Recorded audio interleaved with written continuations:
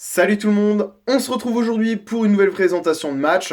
Du coup, après un débrief donc des deux matchs, enfin des deux matchs de mardi de la semaine dernière et des deux matchs de mercredi, on se retrouve du coup pour la présentation des matchs de mardi, à savoir Bayern-Beşiktaş, mais également Chelsea-Barcelone, donc un des deux gros chocs, donc avec Real PSG, donc qui s'est déroulé mercredi dernier. Et du coup, on a un gros match hein, là. Euh, donc ça va être serré. Enfin, en fait, la forme de Chelsea laissait paraître une normale défaite de Chelsea. Mais c'est vrai que le Barça, depuis quelques temps, même si le week-end dernier, ça a été un petit peu mieux, enfin le week-end passé, c'est vrai qu'en ce moment, ils sont pas exceptionnels. Chelsea revient légèrement hein, après une grosse période de trouble, concrètement. Un Giroud qui s'intègre plutôt bien à l'effectif. Un Morata qui est de retour, qui devait être retour un peu plus tard, mais finalement qui est de retour. À savoir lequel des deux débutera. Je pense plutôt qu'il va garder Morata, même si Giroud fera un bon remplaçant. Mais je pense plutôt que ça sera Morata. Donc on espère vraiment que Hazard soit enfin, à son niveau. Et du côté du Barça, voilà. Euh, Ça va vraiment reposer sur Messi, sur Suarez, Paulinho également qui fait une très bonne saison pardon, jusque-là. Iniesta également qui est sur la fin mais qui reste également un très bon joueur. Voilà, ça va être une partie très disputée, on va dire. En fait, le match aller va être vraiment très important parce qu'on sait que les deux équipes se sont vraiment beaucoup rencontrées et ça a fait souvent des grands matchs, des grands matchs de l'histoire. Donc, on se souvient de 2009, hein, de la demi-finale où il y avait eu 1-1 au Barça et ensuite à Chelsea au match retour avec le superbe but. Non, c'était 2-2, non, c'était 2-2, pardon, à Chelsea. Et ensuite, au Camp Nou, le super but de Michael Essien. Puis ensuite, le but d'Iniesta dans les dernières secondes. Match qui avait été assez controversé, hein, d'ailleurs, avec beaucoup de décisions arbitrales en faveur du Barça. Ensuite, une nouvelle confrontation donc donc c'était en 2012. Donc là, cette fois, c'était quand Chelsea avait gagné avec des champions et que donc ils étaient passés après un premier match aller où il y avait eu 1-0 à Chelsea et un 2-2 au Camp Nou à 10 contre 11. Donc un match assez héroïque avec Di Matteo donc en coach, très bonne époque. Et, et donc ça va être le même arbitre d'ailleurs. Donc ça va être Monsieur Tchakir.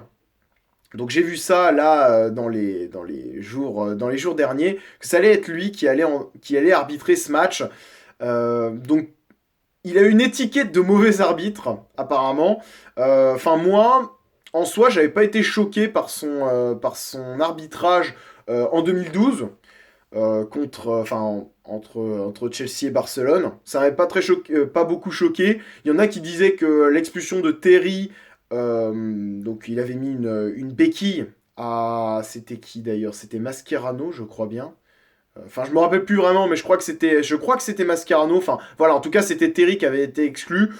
Ça m'avait pas choqué. Étant supporter de Chelsea, voilà, ça m'avait pas, enfin, j'avais pas crié au scandale. Voilà, c'est vrai que la finale contre Manchester en 2008 et cette demi-finale, donc contre le Barça cette fois, donc en 2009, il y avait eu plus de choses, de mauvaises décisions que en 2012. Ça m'avait pas tant choqué que ça. Voilà. Donc ça va être un match assez disputé. Donc je ne sais pas du tout ce que ça va donner. C'est vraiment, on sait vraiment pas. Donc avec le public, Chelsea peut faire un match du feu de Dieu, mais après voilà, il faudra faire gaffe au match retour au Barça. Mine de rien, je vois quand même le Barça passer à la fin. Même si je pense que Chelsea va quand même tenir son rang de grand d'Europe, donc en Ligue des Champions. Voilà. Et deuxième match, du coup, Beşiktaş-Bayern, enfin Bayern-Beşiktaş plutôt, étant donné que le Bayern a été deuxième de groupe. Le Beşiktaş aura l'honneur et surtout la chance de recevoir au match retour. Alors là, ça va être assez compliqué parce que le Beşiktaş a vraiment fait une super phase de poule, dans un groupe qui était assez homogène, faut quand même le rappeler. Mais le Bayern a été deuxième derrière le PSG, donc faut aussi le rappeler, hein, faut aussi relativiser par rapport à ça.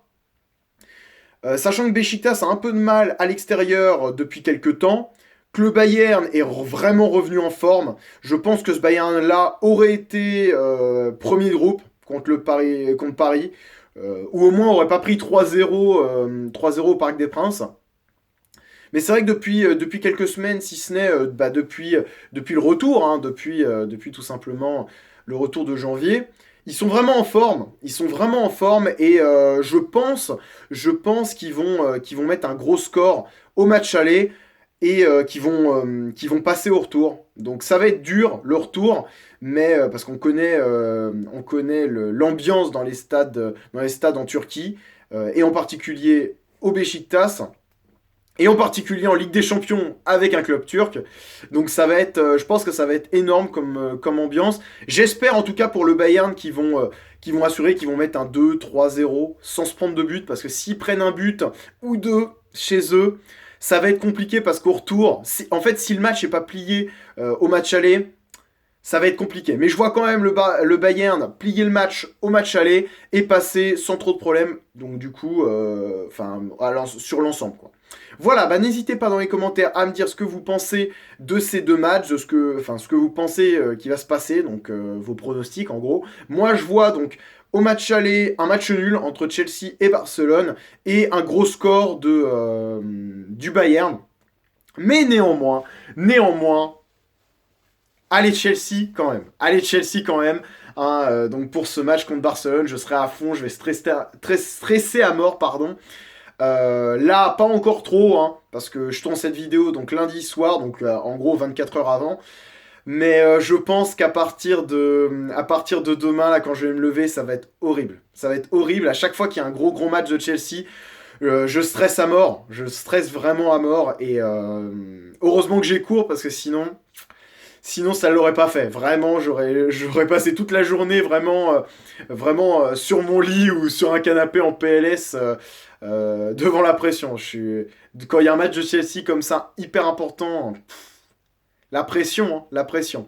Mais voilà, donc j'espère en tout cas que ça sera de gros matchs de Ligue des Champions et que Chelsea tiendra son rang, même s'ils sont éliminés, qu'ils tiennent leur rang, et en espérant qu'ils fassent un bon résultat quand même. S'ils peuvent gagner contre le Barça, ça peut être vachement bien. Voilà, bah sur ce, je vous souhaite une bonne journée, de bons matchs surtout, et on se retrouve du coup demain pour la présentation des deux derniers matchs, donc des deux derniers huitièmes de finale aller de cette Ligue des Champions, à savoir Séville, Manchester United et Shakhtar Donetsk, AS Roma. Voilà, allez, on se retrouve demain. Salut tout le monde.